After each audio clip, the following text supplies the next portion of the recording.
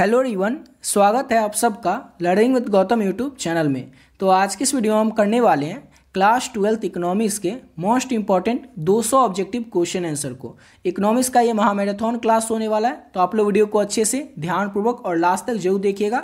इस वीडियो में मैंने जितने भी प्रश्न लिए हैं इकोनॉमिक्स के, सभी प्रश्न आपके एग्जाम के लिए काफ़ी ज़्यादा इंपॉर्टेंट और सिलेक्टेड प्रश्न हैं, तो आप लोग वीडियो को अच्छे से और ध्यानपूर्वक देखिएगा। तो चलिए शुरू कर लेते हैं फर्स्ट क्वेश्चन से।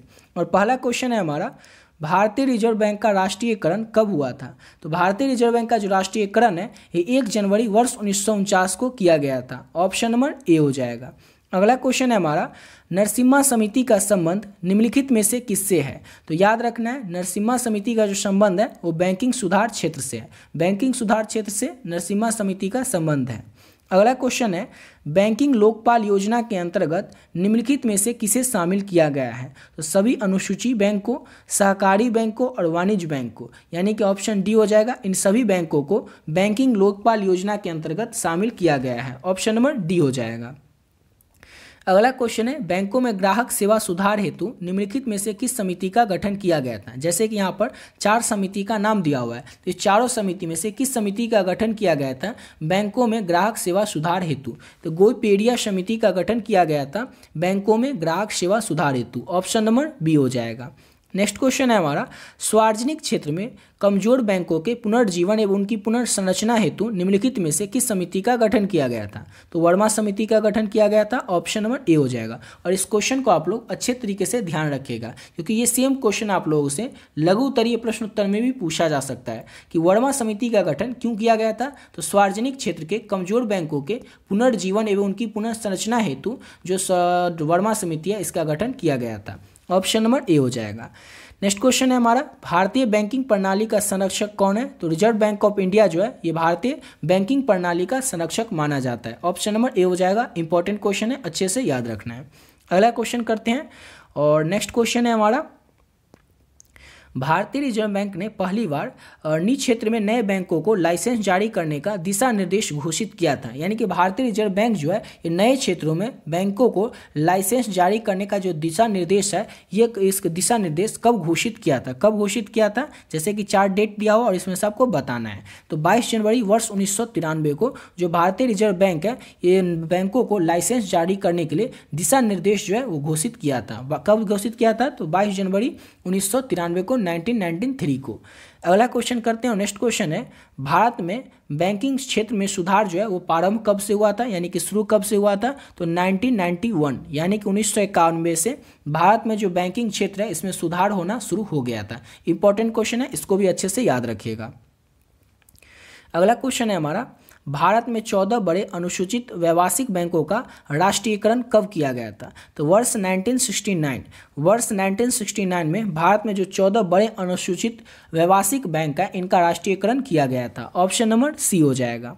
अगला क्वेश्चन है, व्यावसायिक बैंकों का प्रमुख कार्य क्या होता है, यानी कि प्रमुख काम क्या होता है। तो ग्राहकों का जमा स्वीकार करना जो व्यावसायिक बैंक होता है इसका प्रमुख काम होता है, मेन काम होता है। ऑप्शन नंबर सी हो जाएगा। अगला क्वेश्चन है हमारा, सेंट्रल बैंक ऑफ इंडिया जो है ये क्या है। तो सेंट्रल बैंक ऑफ इंडिया जो है ये एक व्यापारिक बैंक है। क्या है, तो सेंट्रल बैंक ऑफ इंडिया जो है एक व्यापारिक बैंक है। ऑप्शन नंबर ए हो जाएगा। अगला क्वेश्चन है, भारत का केंद्रीय बैंक कौन सा है। तो भारत का केंद्रीय बैंक कौन सा है, तो भारत का जो रिजर्व बैंक ऑफ इंडिया है ये भारत का केंद्रीय बैंक है। ऑप्शन नंबर सी हो जाएगा। अगला क्वेश्चन है हमारा, केंद्रीय बैंक के द्वारा कौन सी मुद्रा जारी की जाती है। तो केंद्रीय बैंक जो होता है उसके द्वारा जो चलन में मुद्रा होता है, जिस मुद्रा को हम लोग चलाते हैं उसी मुद्रा को जारी किया जाता है। ऑप्शन नंबर ए हो जाएगा।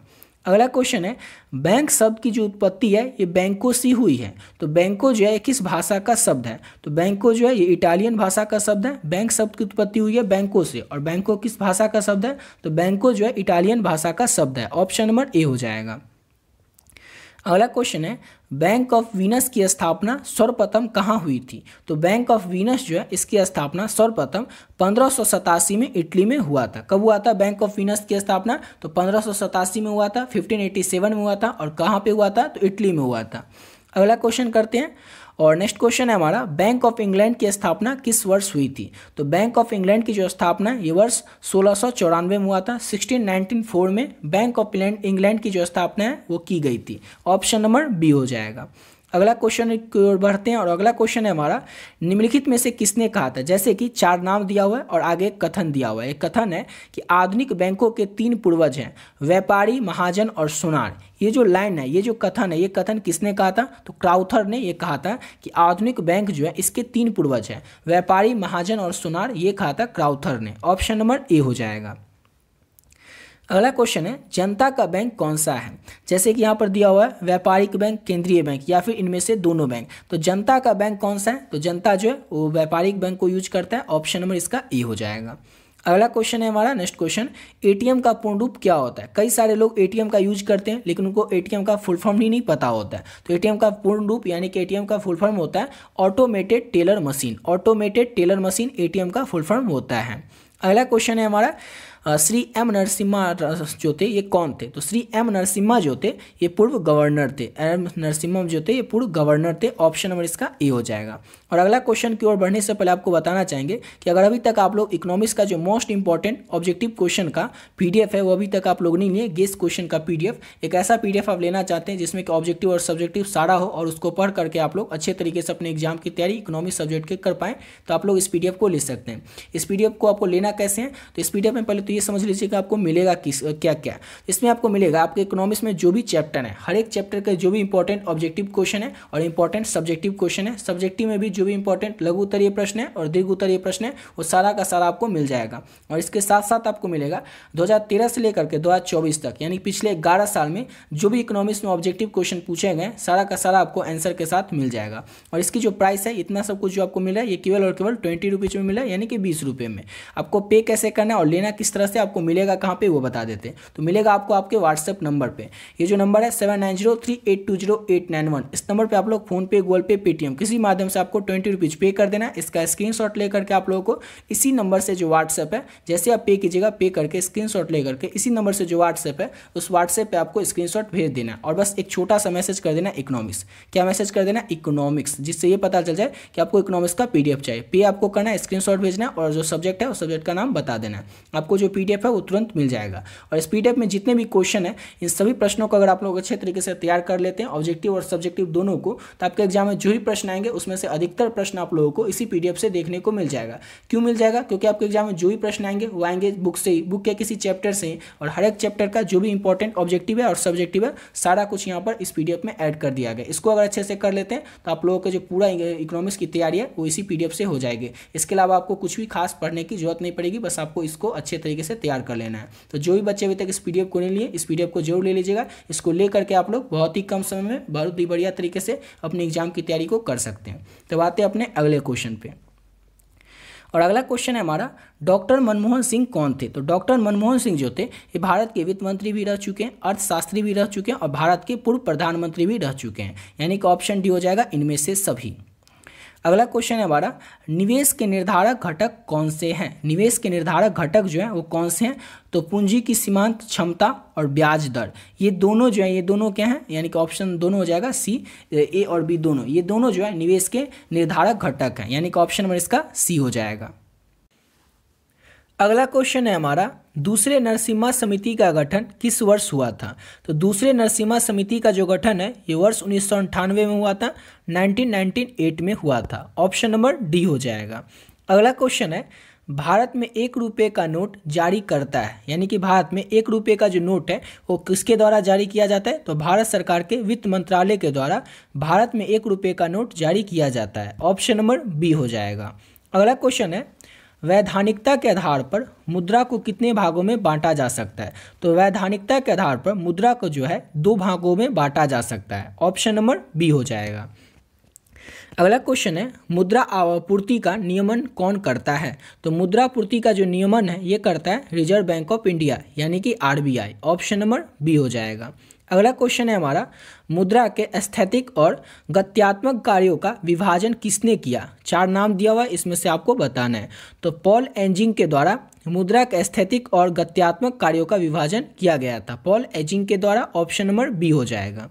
अगला क्वेश्चन है, बैंक का एजेंसी कार्य क्या है। बैंक का जो है एजेंसी कार्य क्या है, काम क्या है, तो ट्रस्टी का कार्य करना, ट्रस्टी का कार्य करना बैंक का एजेंसी कार्य है। ऑप्शन नंबर सी हो जाएगा।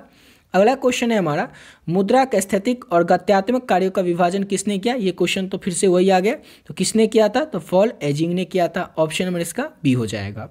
अगला क्वेश्चन करते हैं। नेक्स्ट क्वेश्चन है, आर्थिक महामंदी की अवधि काल थी, यानी कि आर्थिक महामंदी जो आई थी ये कब से कब तक आई थी, तो वर्ष 1929 से लेकर के 1932 तक का जो दौर था ये आर्थिक महामंदी का अवधि था, यानी कि काल था। ऑप्शन नंबर डी हो जाएगा। अगला क्वेश्चन है हमारा, भारत, ये तो बता ही चुके हैं, भारत में 1 रुपये का जो नोट है वो जारी किसके द्वारा किया जाता है, तो वित्त मंत्रालय के द्वारा भारत में 1 रुपये का जो नोट है वो जारी किया जाता है। अगला क्वेश्चन है, निम्न में से, यानी कि जो 4 ऑप्शन दिया हुआ इसमें से कौन केंद्रीय बैंक का कार्य नहीं है, यानी कि काम नहीं है। तो इसमें से कौन सा काम जो है वो केंद्रीय बैंक का नहीं है, तो पहले तो ये देख लेते हैं कि कौन कौन सा केंद्रीय बैंक का काम है। तो मुद्रा नोट का निर्गमन करना, अंतिम आश्रयदाता बनना, आर्थिक आंकड़ों को एकत्र करना, ये सब जो है केंद्रीय बैंक का कार्य है। लेकिन वित्तीय नीति का नियंत्रण करना ये केंद्रीय बैंक का काम नहीं है, यानी कि ऑप्शन नंबर इसका डी हो जाएगा। अगला क्वेश्चन है, एक संतुलित बजट जो है वो किसे कहते हैं, फिर किसे कहा जाता है। तो एक संतुलित बजट उसे कहा जाता है जब व्यय और प्राप्तियां बराबर हों, जबकि जितना भी हमें प्राप्त होता हो उतना ही खर्च होता हो, तो वही को कहा जाता है, उसी को कहा जाता है एक संतुलित बजट। ऑप्शन नंबर इसका ए हो जाएगा। अगला क्वेश्चन है हमारा, केन्स के सिद्धांत का संबंध है। तो केन्स के सिद्धांत का जो संबंध है वो किससे है, तो प्रभावपूर्ण मांग की प्रवृत्ति से, उपभोग प्रवृत्ति से और बचत प्रवृत्ति से, यानी कि ऑप्शन डी हो जाएगा। इनमें से सभी से केन्स के सिद्धांत का संबंध है। अगला क्वेश्चन है हमारा, समष्टि अर्थशास्त्र का अर्थ क्या है। और ये सेम क्वेश्चन आप लोगों से और लघुत्तरीय में पूछा जा सकता है कि समष्टि अर्थशास्त्र का मतलब क्या होता है। तो पूरे अर्थव्यवस्था का अध्ययन करना समष्टि अर्थशास्त्र का मतलब होता है। ऑप्शन नंबर इसका ए हो जाएगा, पूरे अर्थव्यवस्था का अध्ययन करना। अगला क्वेश्चन है, मूल स्तर में सामान्य गिरावट को क्या कहा जाता है। तो मूल्य के स्तर में सामान्य गिरावट जो होती है उसको अपस्फीति कहा जाता है। ऑप्शन नंबर बी हो जाएगा। अगला क्वेश्चन है हमारा, राष्ट्रीय आय की गणना किस पद्धति से होती है। तो राष्ट्रीय आय की जो गणना है वो व्यय पद्धति, आय पद्धति और उत्पादन पद्धति, यानी कि इन तीनों पद्धति से राष्ट्रीय आय जो है इसकी गणना की जाती है। इसलिए ऑप्शन इसका हो जाएगा डी, उपयुक्त सभी पद्धति से राष्ट्रीय आय की गणना की जाती है। अगला क्वेश्चन है हमारा, जीडीपी का पूरा नाम क्या है। तो जीडीपी का पूरा नाम है ग्रॉस डोमेस्टिक प्रोडक्ट। जीडीपी का याद रखना है, फुल फॉर्म क्या होता है, पूरा रूप क्या होता है, नाम क्या होता है, तो gross domestic product. Option number B हो जाएगा। अगला क्वेश्चन है हमारा, समष्टि अर्थशास्त्र में कुल मांग का अर्थ क्या होता है। तो समष्टि अर्थशास्त्र में कुल मांग का अर्थ जो होता है वो होता है कुल व्यय, यानी कि कुल खर्च। ऑप्शन नंबर इसका बी हो जाएगा। अगला क्वेश्चन है, मुद्रास्फीति का मुख्य कारण क्या है। तो मुद्रास्फीति का मुख्य कारण है मांगों में वृद्धि या फिर मांग में वृद्धि। ऑप्शन नंबर ए हो जाएगा। अगला क्वेश्चन है, प्रति व्यक्ति आय की गणना किस प्रकार होती है। तो प्रति व्यक्ति आय की जो गणना है वो किया जाता है राष्ट्रीय आय भागा जनसंख्या से, यानी कि जितनी भी राष्ट्रीय आय है उससे हम भाग लगा देंगे जितनी भी जनसंख्या होगी उससे, और जो हमारा शेषफल होगा वो होगा प्रति व्यक्ति आय। ऑप्शन नंबर इसका ए हो जाएगा। अगला क्वेश्चन है, किसी देश की आर्थिक स्थिति का प्रमुख संकेतक क्या होता है। तो किसी भी देश की आर्थिक स्थिति का जो प्रमुख संकेतक होता है वो होता है राष्ट्रीय आय, प्रति व्यक्ति आय और मुद्रास्फीति दर। सिंपल सा क्वेश्चन था कि किसी भी देश की आर्थिक स्थिति जो होती है इसका प्रमुख संकेतक जो है वो क्या क्या होता है, तो ये तीनों होता है, जैसे कि राष्ट्रीय आय, प्रति व्यक्ति आय और मुद्रास्फीति दर, यानी कि ऑप्शन डी हो जाएगा, उपयुक्त सभी। अगला क्वेश्चन है हमारा, मांग पक्षीय अर्थव्यवस्था में मुख्य जोर किस पर होता है। तो मांग पक्षीय अर्थव्यवस्था जो होता है इसमें मुख्य जोर जो है वो किस पर होता है, इसमें होता है उत्पादन बढ़ाने पर जोर, रोजगार बढ़ाने पर जोर और सरकारी व्यय बढ़ाने पर जोर। इसलिए ऑप्शन इसका डी हो जाएगा, उपयुक्त सभी पर। मांग पक्षीय अर्थव्यवस्था में जो मुख्य जोर होता है वो उपयुक्त सभी पर होता है। ऑप्शन नंबर डी हो जाएगा। अगला क्वेश्चन है, केन्स अर्थशास्त्र में संपूर्ण रोजगार को बनाए रखने के लिए क्या महत्वपूर्ण है। सिंपल सा क्वेश्चन है, केन्स अर्थशास्त्र जो है इसमें संपूर्ण रोजगार को बनाए रखने के लिए क्या महत्वपूर्ण होता है। तो जो सरकारी व्यय होता है यानी कि सरकारी खर्च होता है ये केन्स अर्थशास्त्र में संपूर्ण रोजगार को बनाए रखने के लिए महत्वपूर्ण होता है। ऑप्शन नंबर बी हो जाएगा। अगला क्वेश्चन है, राष्ट्रीय आय का मापन किसके द्वारा किया जाता है। तो राष्ट्रीय आय का जो मापन है वो केंद्रीय सांख्यिकी संगठन के द्वारा किया जाता है। ऑप्शन नंबर इसका ए हो जाएगा। याद रखिएगा, राष्ट्रीय आय का जो मापन है ना किसके द्वारा किया जाता है, तो केंद्रीय सांख्यिकी संगठन के द्वारा। ऑप्शन नंबर ए हो जाएगा। अगला क्वेश्चन है हमारा, मांग में कमी होने से क्या हो जाता है? तो मांग में अगर कमी होगी यानी कि मूल्य में कमी हो जाएगी। ऑप्शन नंबर इसका डी हो जाएगा। मांग में कमी होने से क्या हो जाता है? मूल्य में कमी हो जाती है। अगला क्वेश्चन है हमारा, नेक्स्ट क्वेश्चन, मुद्रास्फीति की दर किससे मापी जाती है? तो मुद्रास्फीति की जो दर है ये उपभोक्ताओं के मूल्य सूचांक से मापी जाती है। सिंपल सा क्वेश्चन था कि मुद्रास्फीति का दर किससे मापी जाती है? तो उपभोक्ताओं के मूल्य सूचांक से मुद्रास्फीति दर जो है वो मापी जाती है। अगला क्वेश्चन है, राष्ट्रीय आय की गणना में कौन शामिल नहीं होता है? तो राष्ट्रीय आय की गणना में जो पूंजीगत व्यय होता है, जो पूंजीगत व्यय होता है इसको शामिल नहीं किया जाता है राष्ट्रीय आय में, यानी कि ऑप्शन नंबर बी हो जाएगा। अगला क्वेश्चन है हमारा, किसी देश की अर्थव्यवस्था में असंतुलन को ठीक करने के लिए किस नीति का उपयोग किया जाता है? तो किसी भी देश की अर्थव्यवस्था में असंतुलन को ठीक करने के लिए राजकोषीय नीति जो है इसका उपयोग किया जाता है। किसका उपयोग किया जाता है? राजकोषीय नीति का उपयोग। ऑप्शन नंबर सी हो जाएगा। अगला क्वेश्चन है, मुद्रास्फीति के समय मुद्रा की क्रय शक्ति में क्या होता है? तो मुद्रास्फीति के समय मुद्रा की जो क्रय शक्ति होती है उसमें कमी आ जाती है। क्या होती है? तो कमी आ जाती है। ऑप्शन नंबर बी हो जाएगा। अगला क्वेश्चन है, वास्तविक जीडीपी का अर्थ क्या होता है? तो वास्तविक जीडीपी का अर्थ होता है स्थिर मूल्य पर जीडीपी, यानी कि ऑप्शन नंबर बी हो जाएगा। याद रखिएगा, वास्तविक जीडीपी का अर्थ क्या होता है? स्थिर मूल्य पर जीडीपी वास्तविक जीडीपी का अर्थ होता है। ऑप्शन नंबर बी हो जाएगा। अगला क्वेश्चन है, केन्स के अनुसार पूर्ण रोजगार प्राप्त करने के लिए किस पर जोर देना चाहिए? किसके अनुसार बताना है? तो यहाँ पर बताना है केन्स के अनुसार ना पूर्ण रोजगार प्राप्त करने के लिए किस पर जोर देना चाहिए? तो सरकारी निवेश पर जोर देना चाहिए पूर्ण रोजगार प्राप्त करने के लिए केन्स के अनुसार। ऑप्शन नंबर ए हो जाएगा। अगला क्वेश्चन है, व्यापार चक्र के उतार चढ़ाव के प्रमुख कारण क्या है? तो व्यापार चक्र के उतार चढ़ाव के जो प्रमुख कारण है वो है मांग और आपूर्ति में परिवर्तन। मांग और आपूर्ति में परिवर्तन व्यापार चक्र के उतार चढ़ाव के प्रमुख कारण है। ऑप्शन नंबर बी हो जाएगा। अगला क्वेश्चन है हमारा, केन्स का सिद्धांत जो है किस पर आधारित है? ये क्वेश्चन अगर पिछले सालों में बात करें तो कई बार आपके एग्जाम में पूछा जा चुका है और इस साल भी पूछे जाने की काफ़ी ज़्यादा संभावनाएं हैं। तो इसको अच्छे से याद ही रखिएगा कि केन्स का जो सिद्धांत होता है वो मांग पर आधारित होता है। किस पर आधारित होता है? तो केन्स का जो सिद्धांत है ये मांग पर आधारित होता है। ऑप्शन नंबर ए हो जाएगा। अगला क्वेश्चन की ओर बढ़ते हैं और नेक्स्ट क्वेश्चन है हमारा, समष्टि अर्थशास्त्र में कुल आपूर्ति का क्या अर्थ होता है? तो समष्टि अर्थशास्त्र में कुल आपूर्ति का जो है क्या अर्थ होता है? तो इसका अर्थ होता है कुल उत्पादन से। ऑप्शन नंबर इसका ए हो जाएगा।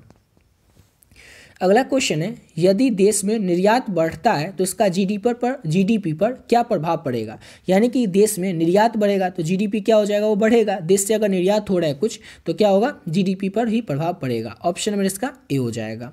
अगला क्वेश्चन है हमारा, किसी अर्थव्यवस्था में कुल मांग और कुल आपूर्ति के बीच संतुलन की स्थिति को क्या कहते हैं? तो किसी भी अर्थव्यवस्था में कुल मांग और कुल आपूर्ति के बीच का जो संतुलन की स्थिति होगा उसे हम लोग कहेंगे आर्थिक संतुलन। क्या कहेंगे? तो उसे हम लोग आर्थिक संतुलन कहेंगे। ऑप्शन नंबर ए हो जाएगा। अब अगला क्वेश्चन की ओर बढ़ते हैं और नेक्स्ट क्वेश्चन है हमारा, केन्स के अनुसार अपस्फीति का मुख्य कारण क्या होता है? यहाँ पर फिर से बताना है केन्स के अनुसार ही। तो केन्स के अनुसार अपस्फीति का मुख्य कारण होता है मांग में कमी। मांग में कमी केन्स के अनुसार अपस्फीति का मुख्य कारण होता है। ऑप्शन नंबर ए हो जाएगा। अगला क्वेश्चन है, व्यापार चक्र का चढ़ाव किसे कहा जाता है? तो व्यापार चक्र का जो चढ़ाव है ये उछाल को कहा जाता है। किसे कहा जाता है? तो उछाल को व्यापार चक्र का चढ़ाव कहा जाता है। ऑप्शन नंबर बी हो जाएगा। अगला क्वेश्चन है, मुद्रास्फीति किससे होती है? मुद्रास्फीति जो है वो किससे होती है? तो जैसे कि उत्पादन में कमी से, मांग में वृद्धि से, सरकार द्वारा मुद्रा की आपूर्ति बढ़ाने से मुद्रास्फीति जो होती है इसमें कमी होती है। किससे होती है मुद्रास्फीति? तो इन सभी से होती है। ऑप्शन नंबर डी हो जाएगा। अगला क्वेश्चन है, केन्स का रोजगार सिद्धांत किस पर निर्भर करता है? तो केन्स का जो रोजगार सिद्धांत है ये कुल मांग पर निर्भर करता है। याद रखिएगा, केन्स का जो रोजगार सिद्धांत है ना ये किस पर निर्भर करता है? तो कुल मांग पर। ऑप्शन नंबर ए हो जाएगा। अगला क्वेश्चन है, मुद्रा का अधिक प्रचलन किस स्थिति में होता है? तो मुद्रा का जो अधिक प्रचलन है ये मुद्रास्फीति के स्थिति में होता है। किस स्थिति में होता है? तो मुद्रा का जो अधिक प्रचलन है ये मुद्रास्फीति के स्थिति में होता है। ऑप्शन नंबर ए हो जाएगा। अगला क्वेश्चन है, फिर से पूछ रहा है क्वेश्चन कि केन्स के अनुसार आर्थिक मंदी से उबरने के लिए सरकार को क्या करना चाहिए? तो केन्स के अनुसार आर्थिक मंदी से उबरने के लिए सरकारी व्यय में वृद्धि करनी चाहिए। सरकारी जो व्यय है उसमें वृद्धि करनी चाहिए केन्स के अनुसार आर्थिक मंदी से उबरने के लिए। ऑप्शन नंबर इसका ए हो जाएगा। अगला क्वेश्चन है हमारा, प्रति व्यक्ति आय बढ़ाने के लिए क्या आवश्यक होता है? तो प्रति व्यक्ति आय बढ़ाने के लिए राष्ट्रीय आय में वृद्धि आवश्यक होता है। ऑप्शन नंबर ए हो जाएगा, राष्ट्रीय आय में वृद्धि जो है वो आवश्यक होता है प्रति व्यक्ति आय बढ़ाने के लिए। ऑप्शन नंबर बी हो जाएगा। अगला क्वेश्चन है, केन्स के अनुसार बचत किसका एक क्रियात्मक रूप है? तो केन्स के अनुसार बचत जो है ये किसका क्रियात्मक रूप है? तो ये आय का क्रियात्मक रूप है केन्स के अनुसार बचत। ऑप्शन नंबर इसका बी हो जाएगा।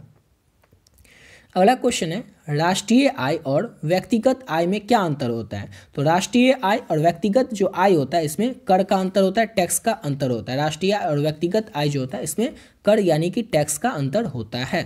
अगला क्वेश्चन है, बेरोजगारी की समस्या को हल करने के लिए कौन सी नीति उपयुक्त मानी जाती है? जैसे कि यहाँ पर 4 नीति है, मौद्रिक नीति, वित्तीय नीति, राजकोषीय नीति और विदेशी नीति। तो इसमें से कौन सी नीति उपयुक्त मानी जाती है, अच्छी मानी जाती है बेरोजगारी की समस्याओं का हल करने के लिए? तो राजकोषीय नीति जो है इसको उपयुक्त मानी जाती है, ये राजकोषीय नीति बेरोजगारी की समस्याओं को हल करने के लिए। ऑप्शन नंबर सी हो जाएगा। अगला क्वेश्चन है, मांग के घटक में कौन सा घटक शामिल नहीं होता है? तो मांग के घटक में जो बचत होता है ये शामिल नहीं किया जाता है। याद रखिएगा, मांग के घटक में कौन सा घटक शामिल नहीं होता है? तो बचत जो है ये शामिल नहीं होता है मांग के घटक में। ऑप्शन नंबर सी हो जाएगा।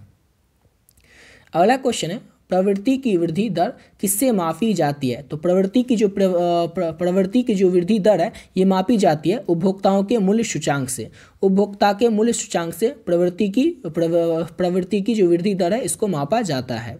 अगला क्वेश्चन है, केन्स के अनुसार संपूर्ण रोजगार का अर्थ है? तो केन्स के अनुसार संपूर्ण रोजगार का अर्थ क्या होता है? आवांछित बेरोजगारी को समाप्त करना। आवांछित बेरोजगारी जो होता है इसको समाप्त करना केन्स के अनुसार संपूर्ण रोजगार का अर्थ होता है। ऑप्शन नंबर इसका सी हो जाएगा। अगला क्वेश्चन है, यदि किसी अर्थव्यवस्था में कर घटा दिया जाए तो इसका प्रभाव क्या होगा? तो यदि किसी भी अर्थव्यवस्था में कर को यानी कि टैक्स को घटा दिया जाए तो इससे क्या हो जाएगा? व्यय में वृद्धि हो जाएगी। ऑप्शन नंबर इसका बी हो जाएगा। व्यय मतलब खर्च में वृद्धि हो जाएगी। अगला क्वेश्चन करते हैं और नेक्स्ट क्वेश्चन है, अर्थव्यवस्था में स्थिरता के लिए मौद्रिक नीति का मुख्य उद्देश्य क्या है? तो अर्थव्यवस्था में स्थिरता के लिए मौद्रिक नीति का मुख्य उद्देश्य होता है मुद्रास्फीति में नियंत्रण। ऑप्शन नंबर ए हो जाएगा। अर्थव्यवस्था में स्थिरता के लिए मौद्रिक नीति का जो मुख्य उद्देश्य है वो है मुद्रास्फीति में नियंत्रण। ऑप्शन नंबर ए हो जाएगा। अगला क्वेश्चन है, कुल आय की संरचना में निवेश का संबंध किससे होता है? तो कुल आय की संरचना में जो निवेश है इसका जो संबंध है वो संचय से होता है। याद रखिएगा, कुल आय की संरचना में निवेश का जो संबंध है वो संचय से होता है। अगला क्वेश्चन है, मांग और आपूर्ति के आधार पर मूल्य का निर्धारण किस बाजार में होता है? तो मांग और आपूर्ति के आधार पर मूल्य का जो निर्धारण किया जाता है ये पूर्ण प्रतिस्पर्धा बाजार में होता है। किस बाजार में होता है? तो पूर्ण प्रतिस्पर्धा बाजार में मांग और आपूर्ति के आधार पर मूल्य का निर्धारण किया जाता है। ऑप्शन नंबर ए हो जाएगा। अगला क्वेश्चन है, किसी देश में बढ़ती बेरोजगारी का मुख्य कारण क्या हो सकता है? तो किसी भी देश में बढ़ती हुई बेरोजगारी का जो मुख्य कारण है वो हो सकता है मांग में कमी। ऑप्शन नंबर बी हो जाएगा। मांग में कमी किसी भी देश की बढ़ती बेरोजगारी का मुख्य कारण हो सकता है। अगला क्वेश्चन है, कुल व्यय में कौन सा घटक शामिल नहीं होता है? 4 ऑप्शन दिया हुआ है और इसमें से आपसे क्वेश्चन पूछ रहा है कि कुल जो व्यय होता है, कुल जो खर्च होता है इसमें कौन सा घटक शामिल नहीं होता है? तो कर संग्रहण जो है ये यानी कि टैक्स को कलेक्ट करना ये जो है ये शामिल नहीं होता है कुल व्यय में यानी कि कुल खर्च में। ऑप्शन नंबर डी हो जाएगा। अगला क्वेश्चन है, पूंजी निर्माण का अर्थ क्या होता है? तो पूंजी निर्माण का अर्थ होता है पूंजी का संचय। पूंजी का जो संचय है ये पूंजी निर्माण का अर्थ होता है। ऑप्शन नंबर ए हो जाएगा। अगला क्वेश्चन है, बेरोजगारी और मुद्रास्फीति के बीच संबंध बताने वाला वक्र कौन सा होता है? तो बेरोजगारी और मुद्रास्फीति के बीच संबंध बनाने वाला जो वक्र होता है उसे हम फिलिप्स वक्र कहते हैं। कौन सा वक्र कहते हैं? तो फिलिप्स वक्र कहते हैं। ऑप्शन नंबर सी हो जाएगा। अगला क्वेश्चन है, केन्स के अनुसार किस कारक का प्रभाव रोजगार पर पड़ता है? किसका जो केन्स जो है इसके अनुसार आपको बताना है कि कौन से कारक का जो प्रभाव है रोजगार पर पड़ता है? तो कुल मांग का कारक। ऑप्शन नंबर बी हो जाएगा। अब नेक्स्ट क्वेश्चन करते हैं और अगला क्वेश्चन है, कुल आपूर्ति घटाने पर आर्थिक गतिविधियों पर क्या प्रभाव पड़ता है? तो कुल आपूर्ति घटाने पर आर्थिक गतिविधियों पर क्या प्रभाव पड़ता है कि बेरोजगारी में वृद्धि हो जाती है। क्या हो जाती है? तो बेरोजगारी में वृद्धि हो जाती है कुल आपूर्ति घटाने पर, यानी कि ऑप्शन नंबर बी हो जाएगा। अगला क्वेश्चन है, किसी देश की आर्थिक नीति में कटौती का मुख्य उद्देश्य क्या होता है? तो किसी भी देश की आर्थिक नीति में कटौती का मुख्य उद्देश्य होता है व्यय में कमी, यानी कि खर्च में कमी जो है, या किसी भी देश की आर्थिक नीति में कटौती का मुख्य उद्देश्य होता है। ऑप्शन नंबर बी हो जाएगा। अगला क्वेश्चन है, किसी अर्थव्यवस्था में अस्थायी बेरोजगारी का कारण क्या होता है? तो किसी भी अर्थव्यवस्था में अस्थायी बेरोजगारी का मुख्य कारण जो है वो मौसमी प्रभाव होता है। ऑप्शन नंबर डी हो जाएगा। सिंपल सा क्वेश्चन था कि किसी भी अर्थव्यवस्था में अस्थायी बेरोजगारी का कारण क्या है कि मौसमी प्रभाव। ऑप्शन नंबर डी हो जाएगा। अगला क्वेश्चन है, वास्तविकता सकल घरेलू उत्पाद यानी कि जीडीपी का मापन किससे किया जाता है? तो वास्तविकता सकल घरेलू उत्पाद जीडीपी का जो मापन है वो किस तरह से किया जाता है? इसका मापन किया जाता है आधार वर्ष के मूल्य पर। ऑप्शन नंबर बी हो जाएगा। आधार वर्ष के मूल्य पर वास्तविकता सकल घरेलू उत्पाद का मापन किया जाता है, यानी कि ऑप्शन नंबर इसका बी हो जाएगा। अगला क्वेश्चन है, बचत की प्रवृत्ति बढ़ने से आर्थिक विकास पर क्या प्रभाव पड़ता है? तो बचत की जो प्रवृत्ति बढ़ती है इससे आर्थिक विकास पर निवेश में वृद्धि आ जाती है। क्या होती है? तो निवेश में वृद्धि हो जाती है। ऑप्शन नंबर डी हो जाएगा। अगला क्वेश्चन है, केन्स के अनुसार कुल मांग घटकों में कौन शामिल नहीं है? जैसे कि 4 ऑप्शन है और इसमें से आपसे क्वेश्चन पूछ रहा है कि केन्स के अनुसार कुल मांग घटकों में कौन शामिल नहीं होता है। कौन शामिल नहीं होता है? तो बचत जो है ये शामिल नहीं होता है केन्स के अनुसार कुल मांग घटकों में। ऑप्शन नंबर सी हो जाएगा। अगला क्वेश्चन है, यदि देश में पूंजी निर्माण बढ़ता है तो इसका अर्थव्यवस्था पर क्या प्रभाव होगा? तो यदि देश में पूंजी निर्माण जो है ये बढ़ेगा तो इससे उत्पादन में वृद्धि ही होगी। क्या होगी? तो उत्पादन में वृद्धि होगी। ऑप्शन नंबर बी हो जाएगा। अगला क्वेश्चन करते हैं और नेक्स्ट क्वेश्चन है, जब किसी देश की आयात मात्रा निर्यात मात्रा से अधिक होती है तो इसे क्या कहते हैं? तो इसे हम लोग कहते हैं व्यापार घाटा। क्या कहते हैं? तो व्यापार घाटा कहते हैं। जब किसी भी देश की आयात मात्रा जो होती है वो निर्यात मात्रा से अधिक होती है तो उसे हम लोग कहेंगे व्यापार घाटा। अगला क्वेश्चन है, अर्थव्यवस्था में किसके कारण मुद्रास्फीति बढ़ सकती है? तो अर्थव्यवस्था में सरकारी व्यय में वृद्धि के कारण। किसके कारण? तो सरकारी व्यय में, सरकारी खर्च में वृद्धि होने के कारण मुद्रास्फीति जो है वो बढ़ सकती है। ऑप्शन नंबर सी हो जाएगा। अगला क्वेश्चन है, केन्स के सिद्धांत में बचत और निवेश का जो संतुलन है ये कैसे प्राप्त किया जा सकता है? तो केन्स के अनुसार बचत और निवेश का जो संतुलन है ये ब्याज दर में परिवर्तन करके प्राप्त किया जा सकता है, यानी कि ऑप्शन नंबर ए हो जाएगा। अगला क्वेश्चन है, मुद्रास्फीति को नियंत्रित करने के लिए सरकार द्वारा कौन सी नीति अपनाई जाती है? तो मुद्रास्फीति को नियंत्रित करने के लिए सरकार के द्वारा मौद्रिक नीति जो है वो अपनाई जाती है। कौन सी नीति? तो मुद्रास्फीति को नियंत्रित करने के लिए सरकार के द्वारा मौद्रिक नीति जो है इसको अपनाया जाता है। ऑप्शन नंबर ए हो जाएगा। अगला क्वेश्चन है, अर्थव्यवस्था में सरकार द्वारा कर घटाने पर यानी कि टैक्स घटाने का क्या प्रभाव हो सकता है? तो अर्थव्यवस्था में सरकार द्वारा कर घटाने का जो प्रभाव है वो कुल मांगों में वृद्धि हो सकती है। जो कुल मांग होगा उसमें वृद्धि होगी। ऑप्शन नंबर बी हो जाएगा। अगला क्वेश्चन है, निवेश की मात्रा पर ब्याज दर का प्रभाव कैसा होता है? तो निवेश की मात्रा पर ब्याज दर का जो प्रभाव है वो नकारात्मक होता है, यानी कि ऑप्शन नंबर बी हो जाएगा। अगला क्वेश्चन है, कुल आपूर्ति घटाने से अर्थव्यवस्था में क्या स्थिति उत्पन्न हो सकती है? तो कुल आपूर्ति घटाने से अर्थव्यवस्था में मंदी की जो स्थिति है वो उत्पन्न हो सकती है। याद रखिएगा, कुल आपूर्ति घटाने से अर्थव्यवस्था में मंदी की जो स्थिति है वो उत्पन्न हो सकती है। ऑप्शन नंबर बी हो जाएगा। अब अगला क्वेश्चन करते हैं और नेक्स्ट क्वेश्चन है, आर्थिक असमानता मापने के लिए कौन सा वक्र प्रयोग किया जाता है? तो आर्थिक असमानता को मापने के लिए लॉरेंज वक्र जो है उसका इस्तेमाल किया जाता है, प्रयोग किया जाता है। किसको? तो लॉरेंज वक्र का प्रयोग किया जाता है आर्थिक असमानता को मापने के लिए। अगला क्वेश्चन है, कुल मांग घटकों में निम्नलिखित में से कौन शामिल नहीं है? तो कुल मांग घटक जो है उसमें से कौन कौन शामिल है? तो पहले तो ये समझ लेते हैं कि कुल मांग घटक में कौन कौन शामिल है। तो सरकारी खर्च, निवेश और उपभोक्ता व्यय ये सब जो है ये कुल मांग घटक के अंतर्गत शामिल है, लेकिन बचत जो है ये कुल मांग घटक में शामिल नहीं है, यानी कि ऑप्शन नंबर बी हो जाएगा। अगला क्वेश्चन है, वास्तविक राष्ट्रीय आय को मापने के लिए किस सूचांक का उपयोग किया जाता है? तो वास्तविक राष्ट्रीय आय को मापने के लिए जो है उपभोक्ता मूल्य सूचांक का उपयोग किया जाता है। किसका उपयोग किया जाता है? उपभोक्ता मूल्य सूचांक का उपयोग किया जाता है वास्तविकता राष्ट्रीय आय को मापने के लिए, यानी कि ऑप्शन नंबर बी हो जाएगा। अगला क्वेश्चन है, यदि मुद्रा की मांग में वृद्धि होती है तो इसका असर ब्याज दर पर कैसा होगा? तो यदि मुद्रा की मांग में वृद्धि होती है, तेजी आती है, तो इसका असर जो ब्याज दर पर है वो इस तरह से होगा कि ब्याज दर जो है वो बढ़ जाएगा। क्या हो जाएगा? तो ब्याज दर जो है वो बढ़ जाएगा। ऑप्शन नंबर बी हो जाएगा।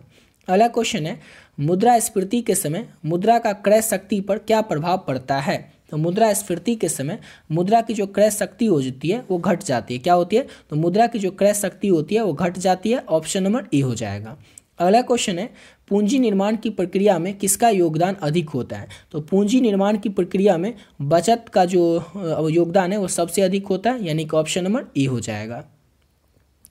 अगला क्वेश्चन है, संतुलन राष्ट्रीय आय किस स्थिति में प्राप्त होती है? तो संतुलन राष्ट्रीय आय जो है ये जब भी कुल मांग जो है बराबर होता है कुल आपूर्ति के, उस स्थिति में प्राप्त होती है। क्वेश्चन सिंपल सा है, लेकिन समझना है आपको कि संतुलन राष्ट्रीय आय जो है किस स्थिति में प्राप्त होती है। तो जब भी कुल मांग जो होगा वो बराबर होगा कुल आपूर्ति के, इस स्थिति में संतुलन राष्ट्रीय आय जो है वो प्राप्त हो सकती है। ऑप्शन नंबर ए हो जाएगा। अगला क्वेश्चन है, केन्स के अनुसार मांग को बढ़ाने के लिए किस पर ध्यान देना चाहिए? तो केन्स के अनुसार मांग को बढ़ाने के लिए सरकारी जो व्यय है, सरकारी जो खर्च है उस पर ध्यान देना चाहिए, यानी कि ऑप्शन नंबर इसका हो जाएगा ए। अगला क्वेश्चन है, अर्थव्यवस्था में असंतुलन को ठीक करने के लिए सबसे उपयुक्त उपाय कौन सा होता है? तो मौद्रिक नीति का प्रयोग करना अर्थव्यवस्था में असंतुलन को ठीक करने का सबसे उपयुक्त, सबसे अच्छी उपाय मानी जाती है, मौद्रिक नीति का प्रयोग करना। ऑप्शन नंबर बी हो जाएगा। अगला क्वेश्चन है, कुल आय के संतुलन को बनाए रखने के लिए कौन सी नीति अपनाई जाती है? तो कुल आय के संतुलन को बनाए रखने के लिए राजकोषीय नीति जो है इसको अपनाई जाती है। किस नीति को अपनाया जाता है? तो राजकोषीय नीति को कुल आय के संतुलन को बनाए रखने के लिए अपनाया जाता है। ऑप्शन नंबर ए हो जाएगा। अगला क्वेश्चन है, कुल मांग घटने के लिए कौन सी नीति कुल मांग को घटाने के लिए कौन सी नीति जो है ये अपनाई जाती है? तो कुल मांग को घटाने के लिए कर में वृद्धि किया जाता है, यानी कि ऑप्शन नंबर बी हो जाएगा। सिंपल सा क्वेश्चन था कि कुल मांग घटाने के लिए कौन सी नीति अपनाई जाती है? तो कर में वृद्धि की नीति को अपनाई जाती है। ऑप्शन नंबर बी हो जाएगा। अगला क्वेश्चन है, केन्स के सिद्धांत में किसे अर्थव्यवस्था का संचायक कहा जाता है? तो केन्स के सिद्धांत में जो बचत होता है, क्या होता है? बचत, इसको संचायक कहा जाता है। ऑप्शन नंबर सी हो जाएगा। अगला क्वेश्चन है, मुद्रास्फीति के समय ब्याज दरों में किस प्रकार का परिवर्तन होता है? तो मुद्रास्फीति के समय ब्याज दर जो है वो बढ़ जाता है। क्या होता है? तो ब्याज दर जो है वो बढ़ जाता है मुद्रास्फीति के समय। ऑप्शन नंबर बी हो जाएगा। अगला क्वेश्चन है, बचत का क्या अर्थ होता है? तो बचत का क्या अर्थ होता है? तो बचत का अर्थ होता है आय का वह हिस्सा जो खर्च नहीं किया जाता हो, आय का वह हिस्सा जो कि खर्च किया ही नहीं जाता हो। यानी कि आपको पहले ही बता चुके हैं कि अगर किसी की आमदनी जो है मान लीजिए 15,000 होती है और वो क्या करेगा, महीने का 15,000 कमाएगा और 10,000 खर्च करेगा, तो बच गया कितना? 5,000 रुपये। तो ये क्या हो गया? ये बचत हो गया। आय का यानी कि वह हिस्सा जो कि खर्च ही नहीं किया जाता हो, जो 5,000 बच गया, यही होता है बचत। अगला क्वेश्चन है हमारा, केन्स के अनुसार संपूर्ण रोजगार का स्तर किस पर निर्भर करता है? तो केन्स के अनुसार संपूर्ण रोजगार का जो स्तर है वो कुल मांग पर निर्भर करेगा। किस पर निर्भर करेगा? तो कुल मांग पर। ऑप्शन नंबर ए हो जाएगा। अगला क्वेश्चन है, अर्थव्यवस्था में संरचनात्मक बेरोजगारी का क्या कारण होता है? तो बेरोजगारी जो है वो बहुत सारे प्रकार के होते हैं, जैसे कि यहाँ पर है संरचनात्मक बेरोजगारी। तो संरचनात्मक बेरोजगारी जो है इसका कारण क्या होता है? तो संरचनात्मक बेरोजगारी के अंतर्गत आता है कौशल का अभाव। यानी कि अगर किसी के पास कुछ कौशल ही नहीं है, कुछ गुण ही नहीं है, तो क्या होगा? उसे रोजगार नहीं मिल पाएगा, और इसी जो बेरोजगारी होगी, इसी बेरोजगारी को कहा जाएगा संरचनात्मक बेरोजगारी, यानी कि कौशल का अभाव। ऑप्शन नंबर बी हो जाएगा। अगला क्वेश्चन है, प्रति व्यक्ति आय जो है ये कैसी मापी जाती है? तो प्रति व्यक्ति आय को राष्ट्रीय आय बटे कुल जनसंख्या से बटे कर दिया जाता है, उसके बाद मापी जाती है प्रति व्यक्ति आय को, यानी कि ऑप्शन नंबर इसका ए हो जाएगा।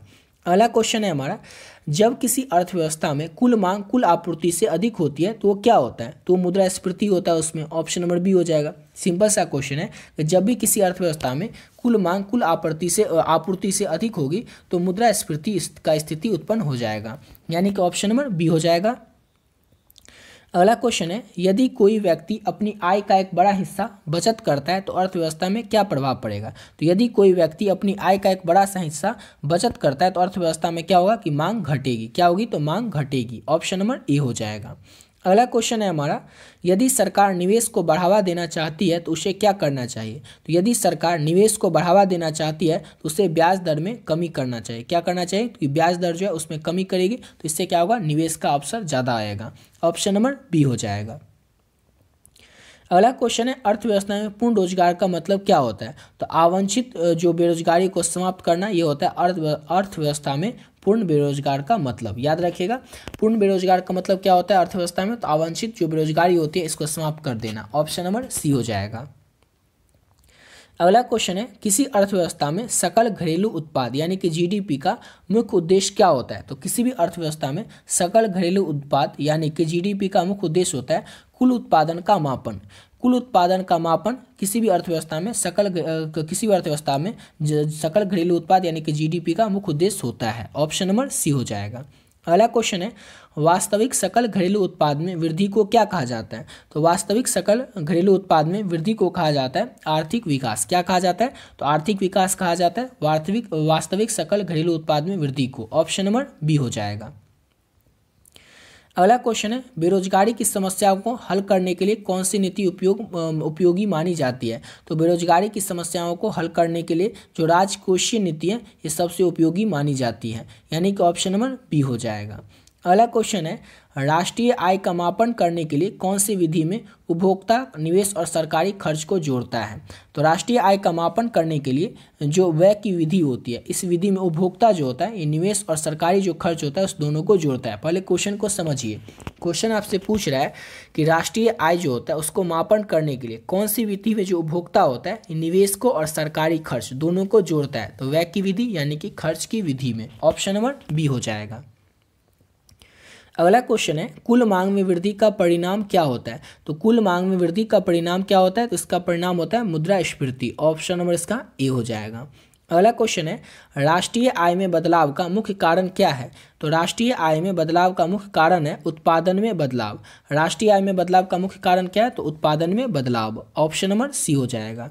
और अगला क्वेश्चन है हमारा केन्स के अनुसार बेरोजगारी की समस्या का समाधान कैसे हो सकता है? तो केन्स के अनुसार बेरोजगारी की समस्या का जो समाधान है वो कुल मांग में वृद्धि करके हो सकता है। क्वेश्चन है कि केन्स के अनुसार बेरोजगारी की समस्या का समाधान कैसे हो सकता है? तो कुल मांग में वृद्धि करके। ऑप्शन नंबर ए हो जाएगा। अगला क्वेश्चन है मुद्रास्फीति का मुख्य कारण क्या होता है? तो मुद्रास्फीति का मुख्य कारण होता है मुद्रा की अधिकता। मुद्रा की अधिकता मुद्रास्फीति का मुख्य कारण होता है। ऑप्शन नंबर बी हो जाएगा। अगला क्वेश्चन है यदि सरकार कर दरों को बढ़ा देती है, यानी कि सरकार जो होती है वो टैक्स के दरों को बढ़ा देती है, तो इसका क्या प्रभाव हो सकता है? तो मांग में कमी आ जाएगी। क्या हो जाएगा कि मांग में कमी आ जाएगी। यदि सरकार कर का जो दर है यानी कि टैक्स का जो दर है उसे बढ़ा देगी तो मांग में कमी आ जाएगी। अगला क्वेश्चन है पूंजी निर्माण का मुख्य स्रोत कौन सा है? चार ऑप्शन में से आपको बताना है कि पूंजी निर्माण का मुख्य स्रोत क्या होता है। तो बचत जो है ये पूंजी निर्माण का मुख्य स्रोत होता है। ऑप्शन नंबर सी हो जाएगा। अगला क्वेश्चन है सकल घरेलू उत्पाद यानी कि जीडीपी का अर्थ क्या होता है? तो जीडीपी का अर्थ होता है किसी देश में उत्पादित वस्तुओं और सेवाओं का कुल मूल्य। किसी भी देश में उत्पादित जो वस्तुएं होती हैं और सेवाएं होती हैं इनका कुल मूल्य जो है यही होता है जीडीपी का अर्थ। ऑप्शन नंबर सी हो जाएगा।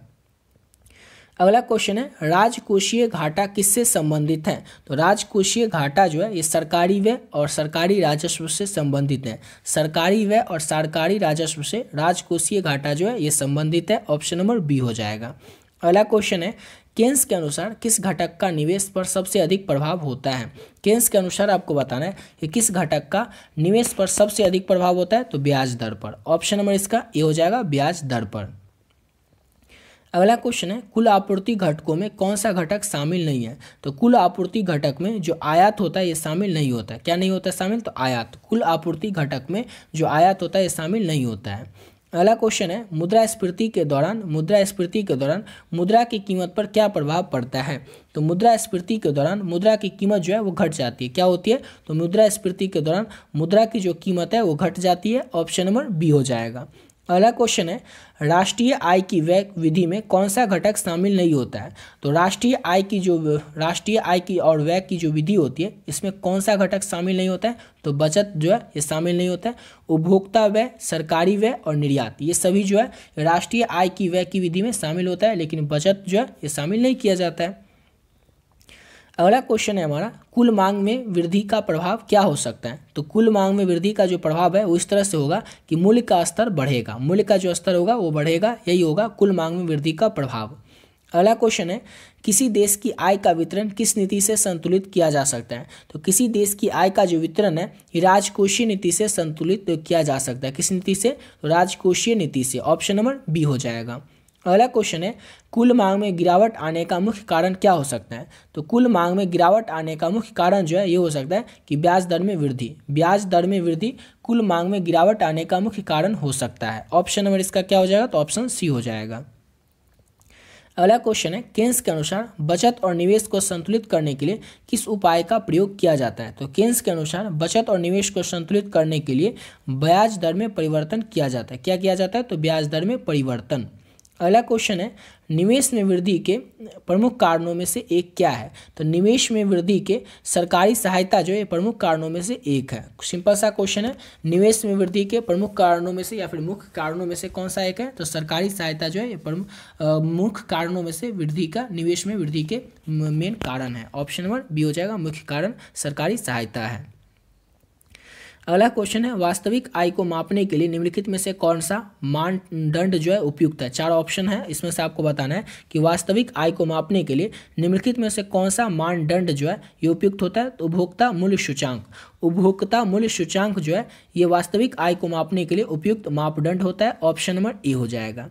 अगला क्वेश्चन है, बेरोजगारी दर को प्रभावित करने वाले मुख्य कारक कौन कौन से हैं? तो बेरोजगारी दर को प्रभावित करने वाले जो मुख्य कारक है वो तीनों हैं, जैसे कि आय का वितरण, मौद्रिक नीति, आर्थिक विकास दर। ये तीनों जो है ये बेरोजगारी दर को प्रभावित करने वाले मुख्य कारण के अंतर्गत शामिल होते हैं, यानी कि ऑप्शन डी हो जाएगा, उपयुक्त सभी। अगला क्वेश्चन है, किसके द्वारा अर्थव्यवस्था में स्थिरता प्राप्त करने की कोशिश की जाती है? किसके द्वारा की जाती है? तो राजकोषीय नीति के द्वारा और मौद्रिक नीति दोनों के द्वारा जो है अर्थव्यवस्था में स्थिरता प्राप्त करने की जो कोशिश है ये की जाती है, यानी कि ऑप्शन डी हो जाएगा, ए और बी दोनों। अगला क्वेश्चन है, संपूर्ण बेरोजगारी का अर्थ क्या होता है? तो संपूर्ण बेरोजगारी का अर्थ होता है आवांछित बेरोजगारी को समाप्त करना। आवांछित बेरोजगारी को समाप्त करना संपूर्ण बेरोजगारी का अर्थ होता है। अगला क्वेश्चन है, किस प्रकार की मुद्रास्फीति की स्थिति में वस्तुओं और सेवाओं की मांग आपूर्ति से अधिक होती है? किस प्रकार की मुद्रास्फीति की जो स्थिति होती है उसमें वस्तुओं और सेवाओं की जो मांग की आपूर्ति होती है वो अधिक होती है? तो मांग धक्का मुद्रास्फीति में। ऑप्शन नंबर इसका बी हो जाएगा, मांग धक्का मुद्रास्फीति में। मुद्रास्फीति की जो स्थिति होती है इसमें वस्तुओं और सेवाओं की मांग आपूर्ति से अधिक होती है। ऑप्शन नंबर बी हो जाएगा। अगला क्वेश्चन है, अर्थव्यवस्था में कैश फ्लो का मुख्य स्रोत क्या है? तो अर्थव्यवस्था में कैश फ्लो का जो मुख्य स्रोत है वो है घरेलू बचत। घरेलू बचत जो है ये अर्थव्यवस्था में कैश फ्लो का मुख्य स्रोत है। अगला क्वेश्चन है, जब किसी अर्थव्यवस्था में बेरोजगारी अधिक होती है तो इसका प्रभाव होता है। तो जब भी किसी अर्थव्यवस्था में बेरोजगारी अधिक हो जाती है तो इसका जो प्रभाव है उत्पादन में कमी से होता है। किससे होता है? तो उत्पादन में कमी से। ऑप्शन नंबर ए हो जाएगा। अगला क्वेश्चन है, यदि एक देश का व्यापार संतुलन नकारात्मक है तो इसका अर्थ क्या होता है? तो यदि कि एक देश का व्यापार संतुलन जो है वो नकारात्मक है तो इसका जो अर्थ है इसका मतलब ये हुआ कि आयात जो है उस देश से अधिक है, यानी कि ऑप्शन नंबर ए हो जाएगा। क्वेश्चन समझने की कोशिश कीजिएगा। क्वेश्चन आपसे पूछ रहा है, यदि एक देश का जो व्यापार संतुलन है वो नकारात्मक है यानी कि निगेटिव है तो इसका अर्थ होगा कि आयात वहाँ का अधिक होगा। ऑप्शन नंबर ए हो जाएगा। अगला क्वेश्चन है, किस प्रकार की अर्थव्यवस्था में सरकारी नियंत्रण अधिक होता है? किस प्रकार की अर्थव्यवस्था में सरकारी नियंत्रण जो है अधिक होता है? तो योजना अर्थव्यवस्था में। याद रखिएगा, योजना अर्थव्यवस्था में सरकारी नियंत्रण जो होता है ये अधिक होता है, यानी कि ऑप्शन नंबर इसका सी हो जाएगा। अगला क्वेश्चन है हमारा, कुल मांग की घटक क्या है? कुल मांग की घटक क्या है? तो उपभोक्ता व्यय, निवेश, सरकारी व्यय और शुद्ध निर्यात, ये जो है ये कुल मांग की घटक क्या है? तो कुल मांग की घटक में कुल मांग की घटक में क्या है? तो उपभोक्ता व्यय, निवेश, सरकारी व्यय और शुद्ध निर्यात, ये जो है कुल मांग की घटक है। ऑप्शन नंबर इसका ए हो जाएगा। अगला क्वेश्चन है, केन्स के अनुसार आर्थिक मंदी के समय सरकार को क्या करना चाहिए? तो केन्स के अनुसार आर्थिक मंदी के समय सरकार को सरकारी खर्चों में वृद्धि करनी चाहिए। ऑप्शन नंबर इसका सी हो जाएगा। अगला क्वेश्चन है, जब राष्ट्रीय आय में वृद्धि होती है तो इसका प्रभाव क्या होता है? तो जब भी राष्ट्रीय आय में वृद्धि होगी तो इसका प्रभाव होगा कि बचत में वृद्धि होगी। क्या होगी? तो बचत में वृद्धि होगी। ऑप्शन नंबर इसका ए हो जाएगा। अगला क्वेश्चन करते हैं और नेक्स्ट क्वेश्चन है, बेरोजगारी का एक मुख्य कारण क्या हो सकता है? 4 ऑप्शन में से आपको बताना है कि बेरोजगारी का एक मुख्य कारण क्या हो सकता है? तो पूंजी में अभाव बेरोजगारी का मुख्य कारण हो सकता है। ऑप्शन नंबर ए हो जाएगा। अगला क्वेश्चन है, यदि कोई देश उच्च मुद्रास्फीति का सामना कर रहा है तो इसका क्या प्रभाव पड़ेगा। यदि कोई देश जो है ये उच्च मुद्रास्फीति का सामना कर रहा है तो इसका क्या प्रभाव होगा, क्रय शक्ति में कमी आएगी। क्या होगी, तो क्रय शक्ति में कमी आएगी। ऑप्शन नंबर इसका बी हो जाएगा। अगला क्वेश्चन है, कुल आय का मापन करने के लिए कौन सी विधि का उपयोग किया जाता है। तो कुल आय का मापन करने के लिए जो है उपयुक्त सभी, जैसे कि आपको बता दें, उत्पाद विधि, व्यय विधि और आय विधि, इन सभी का प्रयोग किया जाता है। सिंपल सा क्वेश्चन था कि कुल आय का मापन करने के लिए कौन सी विधि का उपयोग किया जाता है। तो उपयुक्त सभी विधि, जैसे कि उत्पाद विधि, व्यय विधि और आय विधि, इन तीनों विधि का उपयोग किया जाता है कुल आय को मापने के लिए। इसलिए ऑप्शन इसका डी हो जाएगा, उपयुक्त सभी। नेक्स्ट क्वेश्चन करते हैं और अगला क्वेश्चन है हमारा, निवेश में कमी से क्या प्रभाव हो सकता है। तो निवेश में कमी से रोजगार में कमी आ सकती है। क्या हो सकती है, तो निवेश में कमी से रोजगार में कमी आ सकती है। ऑप्शन नंबर बी हो जाएगा। अगला क्वेश्चन है, मौद्रिक नीति का मुख्य उद्देश्य क्या है। तो मौद्रिक नीति का मुख्य उद्देश्य होता है मुद्रा की आपूर्ति को नियंत्रित करना। मुद्रा की आपूर्ति को नियंत्रित करना मौद्रिक नीति का मुख्य उद्देश्य होता है। ऑप्शन नंबर सी हो जाएगा। अगला क्वेश्चन है, राजकोषीय नीति का मुख्य कार्य क्या है। तो राजकोषीय नीति का जो मुख्य काम होता है वो होता है आर्थिक गतिविधियों को प्रभावित करना। आर्थिक गतिविधियों को प्रभावित करना राजकोषीय नीति का मुख्य कार्य होता है। ऑप्शन नंबर डी हो जाएगा। अगला क्वेश्चन है, यदि ब्याज दरों में वृद्धि होती है तो इसका प्रभाव क्या हो सकता है। तो यदि ब्याज दरों में वृद्धि होती है तो इसका प्रभाव होगा कि निवेश में कमी आएगी। क्या होगी, तो निवेश में कमी आएगी। ऑप्शन नंबर बी हो जाएगा। अगला क्वेश्चन है, जब देश का व्यापार संतुलन सकारात्मक होता है तो इसका अर्थ क्या होता है। तो जब देश का व्यापार संतुलन जो है वो सकारात्मक होता है तो इसका अर्थ होता है निर्यात अधिक होगा। क्या होगा, तो निर्यात अधिक होगा। ऑप्शन नंबर बी हो जाएगा। अगला क्वेश्चन है, किसी देश की मुद्रास्फीति का मुख्य कारण क्या होता है। तो किसी भी देश का मुद्रास्फीति का मुख्य कारण होता है कुल मांग में वृद्धि। कुल मांग में वृद्धि किसी भी देश की मुद्रास्फीति का मुख्य कारण होता है। ऑप्शन नंबर बी हो जाएगा। अगला क्वेश्चन है, किस नीति का उपयोग अर्थव्यवस्था में मंदी को खत्म करने के लिए किया जाता है। किस नीति का उपयोग किया जाता है अर्थव्यवस्था में मंदी को खत्म करने के लिए। तो इसका उपयोग किया जाता है मौद्रिक नीति और राजकोषीय नीति दोनों का। किस नीति, सिंपल सा क्वेश्चन था कि किस नीति में का उपयोग अर्थव्यवस्था में मंदी को खत्म करने के लिए किया जाता है। तो दोनों का। ऑप्शन नंबर सी हो जाएगा, ए और बी दोनों का। अगला क्वेश्चन है, किस स्थिति में क्रय शक्ति में कमी होती है। किस स्थिति में क्रय जो शक्ति होती है उसमें कमी आती है। तो मुद्रास्फीति में। ऑप्शन नंबर इसका बी हो जाएगा। मुद्रास्फीति जो है इसमें क्रय में मुद्रास्फीति की स्थिति में क्रय, किस स्थिति में क्रय की शक्ति में कमी आती है। तो मुद्रास्फीति की स्थिति में। ऑप्शन नंबर बी हो जाएगा। अगला क्वेश्चन है, जब राष्ट्रीय आय बढ़ती है तो इसका सबसे अधिक प्रभाव जो है किस पर होता है। तो जैसे कि उपभोक्ता खर्च जो होता है इस पर, जब राष्ट्रीय आय बढ़ती है तो इस पर सबसे अधिक प्रभाव होता है उपभोक्ता के खर्च पर। जो उपभोक्ता होता है उसके खर्च पर सबसे अधिक प्रभाव पड़ता है जब राष्ट्रीय आय बढ़ती है तब। अगला क्वेश्चन है, निम्नलिखित में से कौन अप्रत्यक्ष कर है, यानी कि अप्रत्यक्ष टैक्स है। चार ऑप्शन में से आपको बताना है। तो जैसे कि उत्पाद शुल्क, सीमा शुल्क और बिक्री कर, ये तीनों जो है ये तीनों क्या है, तो अप्रत्यक्ष कर है, अप्रत्यक्ष टैक्स है। ऑप्शन नंबर डी हो जाएगा। अगला क्वेश्चन है, निम्नलिखित में से कौन सा सरकार पूंजीगत व्यय है। चार ऑप्शन में से आपको बताना है कौन सा सरकार पूंजीगत व्यय है। तो ब्याज का भुगतान, ब्याज का जो भुगतान है ये सरकार पूंजीगत व्यय है। ऑप्शन नंबर ए हो जाएगा। अगला क्वेश्चन है, बजट शब्द की जो उत्पत्ति हुई है ये किस भाषा से हुई है। तो बजट शब्द की जो उत्पत्ति हुई है वो फ्रेंच भाषा से हुई है, फ्रेंच शब्द से हुई है। ऑप्शन नंबर इसका ए हो जाएगा। अगला क्वेश्चन है हमारा, कौन अर्थशास्त्र में आय, रोजगार और उत्पादन में अंतर नहीं होता है। कौन से अर्थशास्त्र में आय, रोजगार और उत्पादन में अंतर नहीं होता है। तो समष्टि अर्थशास्त्र में। ऑप्शन नंबर इसका ए हो जाएगा। समष्टि अर्थशास्त्र में आय, रोजगार एवं उत्पादन में अंतर नहीं होता है। ऑप्शन नंबर ए हो जाएगा। अगला क्वेश्चन है हमारा, किसके अनुसार रोजगार सिद्धांत को समूह मांग सिद्धांत भी कहा जाता है। इंपॉर्टेंट क्वेश्चन है, याद रखिएगा। तो केन्स के अनुसार रोजगार सिद्धांत को समूह मांग सिद्धांत भी कहा जाता है। ऑप्शन नंबर बी हो जाएगा। अगला क्वेश्चन है, भारत का वित्तीय वर्ष होता है कब से कब तक। तो भारत का जो वित्तीय वर्ष है ये 1 अप्रैल से चालू होता है और 31 मार्च तक होता है। ऑप्शन नंबर ए हो जाएगा। अगला क्वेश्चन है, निवेश गुणक सिद्धांत की अवधारणा किसने दी थी। तो निवेश गुणक सिद्धांत की जो अवधारणा है वो केन्स ने ही दिया था। ऑप्शन नंबर ए हो जाएगा। अगला क्वेश्चन है अतिरिक्त मांग उत्पन्न होने के कौन से कारण है। तो अतिरिक्त मांग उत्पन्न होने के कारण है सार्वजनिक व्यय में वृद्धि, मुद्रा की पूर्ति में वृद्धि, करों में कमी, यानी कि ऑप्शन डी हो जाएगा। उपयुक्त सभी जो है ये अतिरिक्त मांग उत्पन्न होने के कारण है, यानी कि ऑप्शन नंबर डी हो जाएगा। अगला क्वेश्चन है किन्स ने अर्थव्यवस्था में न्यून मांग की दशा को किस नाम से पुकारा है। तो किन्स ने अर्थव्यवस्था में न्यून मांग की जो दशा है उसको अपूर्ण रोजगार संतुलन के नाम से पुकारा है। किस नाम से पुकारा है? तो अपूर्ण रोजगार संतुलन के नाम से। अगला क्वेश्चन है निम्नलिखित में से कौन सी राजस्व प्राप्ति नहीं है। चार ऑप्शन से आपको बताना है कि कौन सा राजस्व प्राप्ति नहीं है। तो विदेशी अनुदान, विदेशी अनुदान जो है ये राजस्व प्राप्ति नहीं है, ऑप्शन नंबर बी हो जाएगा।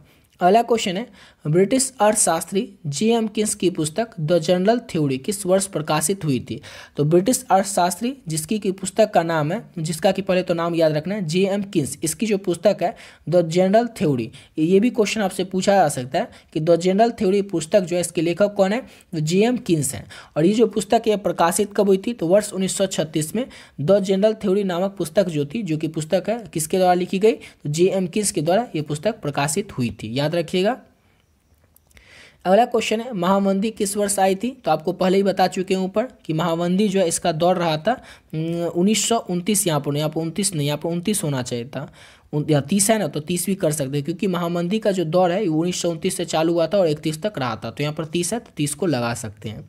अगला क्वेश्चन है हमारा विदेशी विनिमय दर का निर्धारण होता है। तो विदेशी विनिमय दर का जो निर्धारण है मांग एवं पूर्ति के द्वारा होता है। किसके द्वारा? तो मांग एवं पूर्ति के द्वारा विदेशी विनिमय दर का निर्धारण किया जाता है।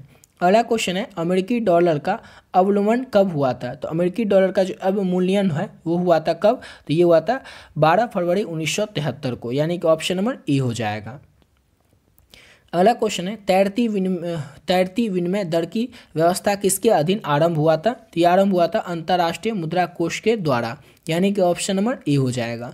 अगला क्वेश्चन है दोहरी विनिमय प्रणाली का आरंभ कब हुआ था। तो दोहरी विनिमय प्रणाली का जो आरंभ है, शुरुआत जो है ये हुआ था 1 मार्च 1992 से, ऑप्शन नंबर ए हो जाएगा। 1 मार्च 1992 से दोहरी विनिमय प्रणाली का आरंभ शुरू हुआ था। अगला क्वेश्चन है हमारा एस.एम. तारपोर कौन थे। तो एस.एम. तारपोर जो है ये कौन थे। तो एस.एम. तारपोर भारतीय रिजर्व बैंक के पूर्व डिप्टी गवर्नर थे, ऑप्शन नंबर इसका ए हो जाएगा। भारतीय रिजर्व बैंक के पूर्व डिप्टी गवर्नर थे, ऑप्शन नंबर इसका ए हो जाएगा। अगला क्वेश्चन है व्यापार संतुलन का अर्थ होता है। तो व्यापार संतुलन का अर्थ क्या होता है। तो व्यापार संतुलन का अर्थ होता है वस्तुओं के आयात और निर्यात में, ऑप्शन नंबर इसका बी हो जाएगा।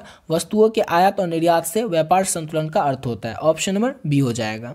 अगला क्वेश्चन है व्यापार क्षेत्र में कौन सी मदें शामिल होती है। चार ऑप्शन में सबको बताना है कौन सी मदें शामिल होती है व्यापार क्षेत्र में, व्यापार में। तो याद रखना है दृश्य मदें जो है ये व्यापार क्षेत्र में शामिल होती है, ऑप्शन नंबर सी हो जाएगा।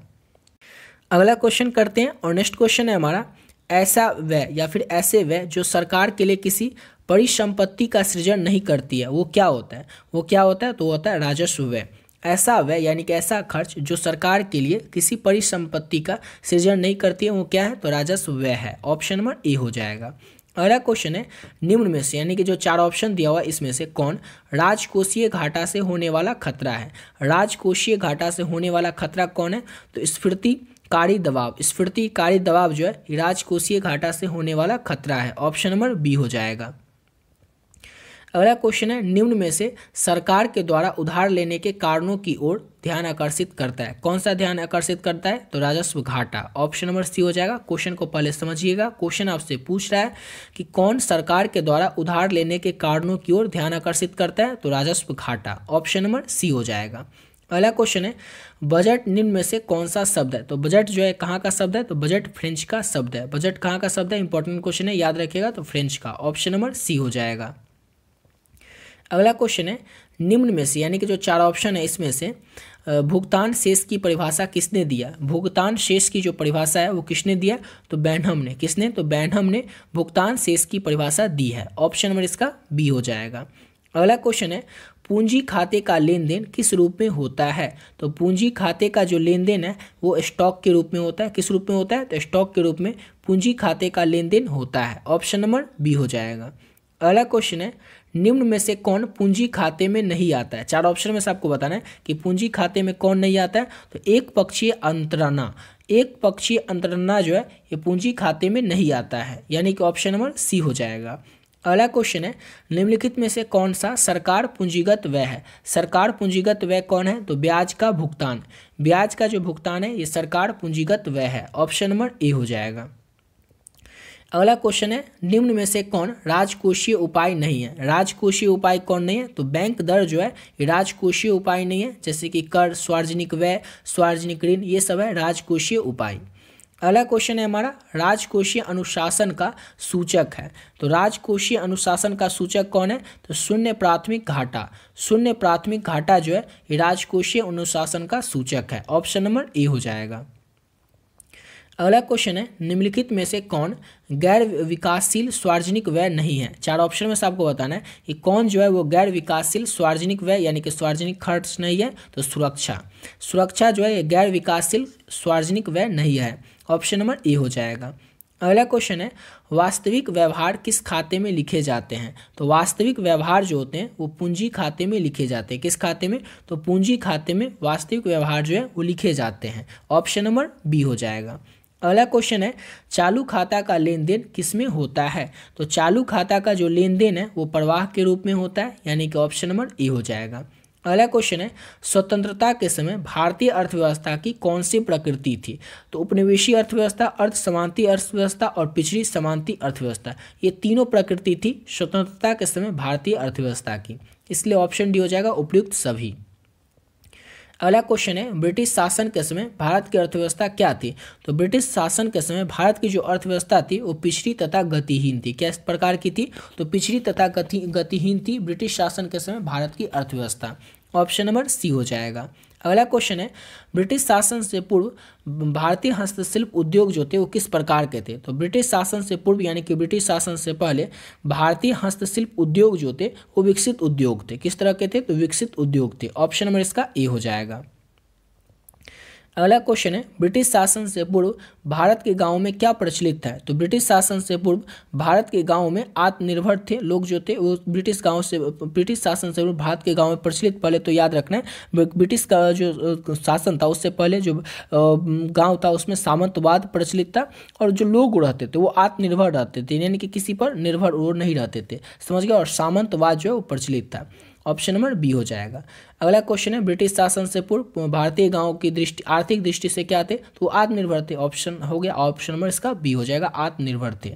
अगला क्वेश्चन है, भारत में उद्योग का संरक्षण किसकी सिफारिश के आधार पर हुआ था? तो भारत में जो उद्योगों का संरक्षक है वो संरक्षण है वो किसकी सिफारिश पर हुआ था? तो वित्त आयोग के संरक्षण पर, यानी कि सिफारिश पर भारतीय उद्योग का जो संरक्षण है वो हुआ था वित्त आयोग के सिफारिश पर, ऑप्शन नंबर ए हो जाएगा।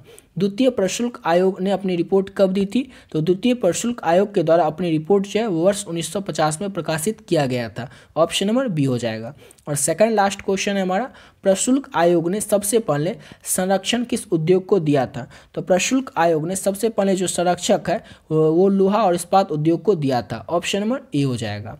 और इस वीडियो का लास्ट क्वेश्चन है हमारा, और आज की इस वीडियो का लास्ट क्वेश्चन भी कि राष्ट्रीय आय समिति 1949 के अनुसार 1951 में प्रति व्यक्ति आय कितनी थी? तो 225 रुपये थी, ऑप्शन नंबर इसका ए हो जाएगा। और यहाँ तक कंप्लीट होता है हमारा इकोनॉमिक्स का 200 इंपॉर्टेंट ऑब्जेक्टिव क्वेश्चन। जितना क्वेश्चन आपको बताएं सभी क्वेश्चन आपके आने वाले एग्जाम के लिए काफ़ी ज़्यादा इंपॉर्टेंट प्रश्न है, तो आपको आशा करता हूँ सभी क्वेश्चन अच्छे से समझ में आ ही गया होगा। और ऊपर जो आपको PDF बताएं, जो भी बच्चे अभी तक उस PDF को नहीं लिए उस PDF को आप लोग जरूर ले लीजिएगा।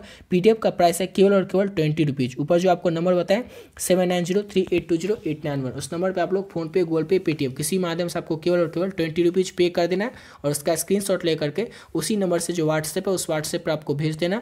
और आपको जैसे जो भी सब्जेक्ट का चाहिए, जैसे इकोनॉमिक्स का चाहिए तो इकोनॉमिक्स आप लोग मैसेज कर दीजिएगा। इकोनॉमिक्स का जो PDF है आपको तुरंत मिल जाएगा। उस PDF को लेकर के आप लोग अच्छे तरीके से अपने एग्जाम की तैयारी कर सकते हैं बहुत ही कम समय में। उसमें जितना क्वेश्चन है उसको अगर सभी को अच्छे से तैयार कर लेते हैं, ऑब्जेक्टिव और सब्जेक्टिव दोनों को, तो आपके एग्जाम में जो भी प्रश्न आएंगे उसमें से अधिकतर प्रश्न आप लोगों को उसी PDF से देखने को मिल जाएगा। तो जो भी बच्चे अभी तक उस PDF को नहीं लिए उसको जरूर ले लीजिएगा और उससे अच्छे तरीके से आपको तैयारी कर लेना है, ठीक है। तो मिलते हैं नेक्स्ट वीडियो में नए वीडियो के साथ।